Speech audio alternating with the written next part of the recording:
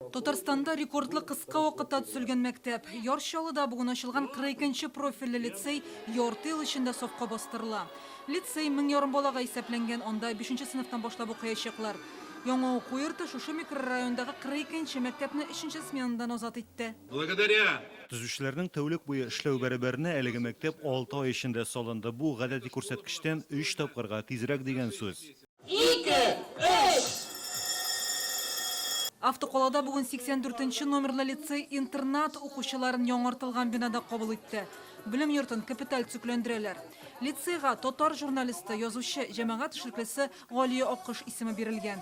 40 ел элек төзелгән бина монда ремонтка күптән мохтаҗ иде диләр. Балаларыбызның билим һәм тәрбия биргән икенче йортлары искиткеч гүзәл, заманча, нурлы һәм яктырак булды. Шәхсән мин үзем һәм бик күп әти-әниләр лицейга беренче балаларын гына алып килмиләр. Һәм шушындый күз явын алырлык үзгәрешне күрү безнең өчен зур шатлык. Күп фәннәр татарча укытылучы лицей белән бүген Татарстан дәүләт советы рәисе урынбасары Мурат Әхмәтов танышты. Быел гына да менә республикабызда 8 өр-яңа мәктәп. Алар янына яңадан 4 ян корма. Безнең 8 балалар бакчасы, 180-нән артык мәгариф учреждениесе менә ниндидер төзекләндерү үтеп матур төскә кереп каршылый быелгы белем бәйрәмен. Бу үзегенә дә менә соннар сөйли безнең республикабызда мәгарифкә, яшьләребезнең, балаларыбызның киләчәгенә нинди мөнәсәбәт һәм без нәрсәгә өметләнүебез турында. Бирдә дизайнерларга милли рухны чагылдыру максаты куелган иде һәм алар әлеге бурычны тулысынча үти алган диләр. Иң мөһиме мәктәптә хәзер җылы һәм якты булачак. 20 ел эшләмәгән бассейн да моннан соң рәхәтләнеп ял итү урынына әйләнергә тиеш. Biz sizning ышанычыгызны акларбыз. Әлбәттә, лицей милли мәктәп буларак яшәячәк һәм яшәр. Республикабыз данын, милләтебез данын, шәһәребез данын еракларга күтәрү өчен biz sizning белән армый-талмый көч куярбыз дип ышандырып калам. Бу Казанның М14 микрорайонында төзелгән яңа гаилә мәктәбе. 3 катлы бинада 1200-дән артык бала белем алачак. Шуларның 700-е тәүге тапкыр мәктәпкә бара. Минем классымда 25 бала булачак ала бирсә.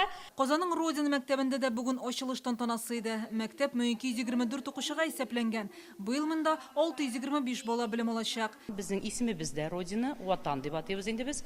Шушы Родина микрорайонда күбесенчә гомумән пока яшь гаиләләр. Шуңа күрә инде безнең 1-4 классларда балаларыбыз күбрәк. Бөектау районында да бүген бер юлы 2 яңа уку йорты ачылды. Берсе район үзәгендә 6-нчы номерлы мәктәп. Якташлары күренекле дин һәм җәмәгать эшлеклесе Имам Хәсән Габаши исемен йөртәчәк. Ул 1224 балага исәпләнгән. Бүгенге районда иң зур белем йорты. Районда ачылган 2-нче мәктәп Чернышевка авылында 192 укучыга исәпләнгән җыйнакны белем йорты барлык заманча таләпләргә туры китереп төзелгән. Укучылары да, укытучылар да шушы авылныкы.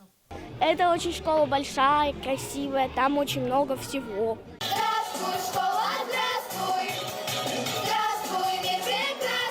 Питрәч районындагы алгоритм лицейында бүген яңа корпус ачылды. Нәтиҗәдә биредә 450 укучыга күбрәк белем алачак. Мы хотим школу!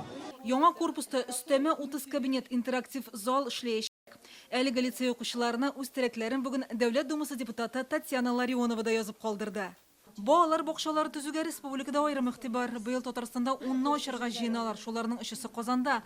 Әйтик, Салават күпер микрорайонындагы Ярки балалар бакчасына да быел 260 сабый киләчәк. Салават күперендә бөтенебездә шундый яшь гаиләләр, балалар белән һәм безнең монда бик кирәк, гел кирәк мәктәпләр дә, балалар бакчалары да һәм безнең янында гына шундый бакчаның ачылуы безгә зур сөенеч. Микрорайонда бик күп балалар. Безгә садикны көттек без. Безгә бик кирәк иде садик. Бүген шулай ук Бөектау районының Шигали бистәсендә яңа балалар бакчасы үз ишекләрен ачты. Ул 220 сабыйга исәпләнгән. Бик зур тизлек белән зураючы бистәдән инде күптәннән көтәләр. Бу куелыннан республикада барлыгы 21 яңа мәгариф объекты балаларны кабул итәчәк. Лөтсәнат Фулина, Яңа Гасыр каналы.